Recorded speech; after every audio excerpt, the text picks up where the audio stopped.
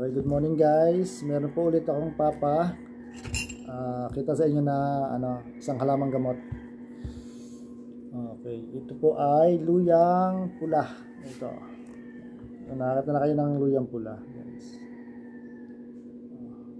Luyang pula po siya. Pula talaga ang ano niya.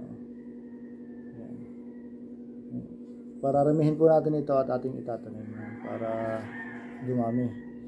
Ito po ay nahukay dito sa paanan ng Mount Banahaw. Sa po yon, sa tabing ilog. Guys, kasi to, nagre-research din po ako ng nito, ng mga kakayahan niya. Ang amoy niya guys ay parang yung luya din natin puti.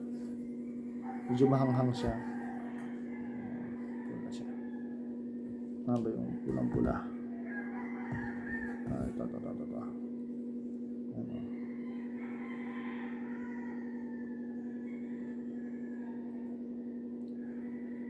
Talaga siya.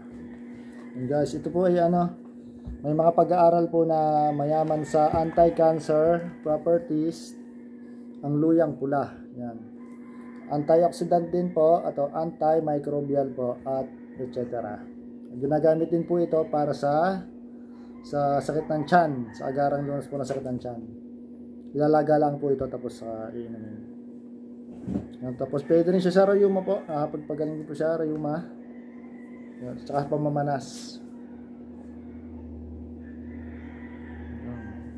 Saka nakapagbigay din po siya ng sigla sa sexual na pamamaraan. Pero din pala to parang ginseng, guys. Yan. Tatanim tayo nito doon sa dito. May tanim akong luyang dilaw, may tanim akong luyang asul, luyang pula. Yan guys. Luyang itim na lang ang wala pa ako guys. Maghanap ako ng luyang itim. So sunod ko pong bablog yung yung isa yung luyang asul. Yan. Ito kasi luyang pula. Pag meron kayong ganito ay yung paramihin po at ay napaka-bisa din po niyang anti-cancer.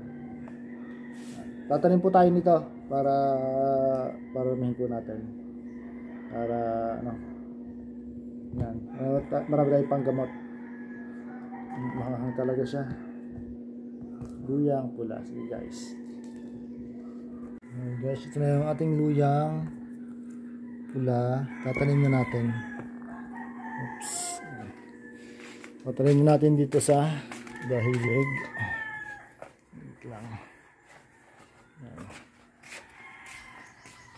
Papakita ko sa inyo yung tanim kong luyang dilaw at luyang asul. Ito po.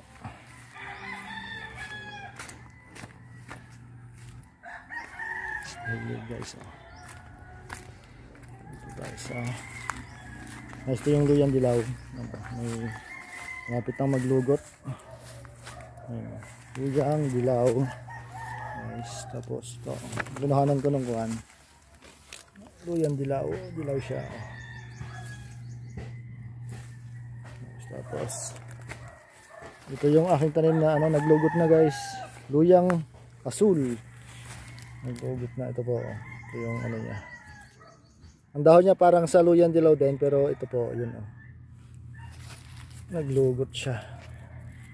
Pag hiniwa po yan, asul. Tapos dito po natin tatanim yung ito. Sa dulo. Yan. Ito po ang luyang pula. Saan ito dumami. Ayan na po natin. Yan. Luyang guys, nice na. Paparamihin natin mostly ng luyang asul, luyang pula, luyang dilaw.